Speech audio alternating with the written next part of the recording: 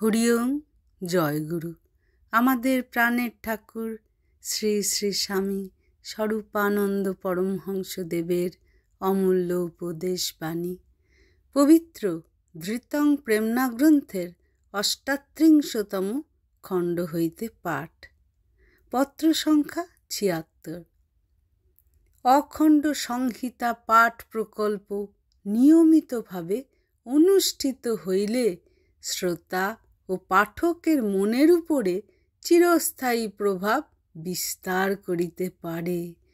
যে কোনো একটি স্থানে ৭ দিন ধারাবাহিকভাবে সুনির্দিষ্ট একটি সময়ে পাঠকর্ম অনুষ্ঠিত হইলে এই অল্প সময়টুকুর মধ্যেই তোমরা একথার তাৎপর্য উপলব্ধি করিতে পারিবে। তোমরা কাজটির দিকে মন দিয়াছ দেখিয়া সুখী হইলাম।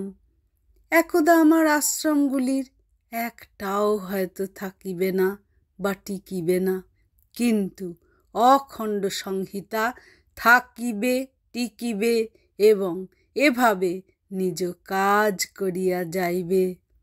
কিন্তু তখনও তোমাদের অপরিচিত মানবকুলের মনের প্রেরণা অখণ্ড সংহিতা পাঠ প্রকল্প চালাইয়া যাইবে।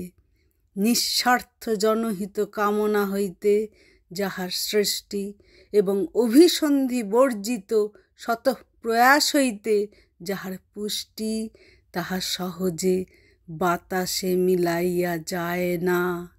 হরি ওম।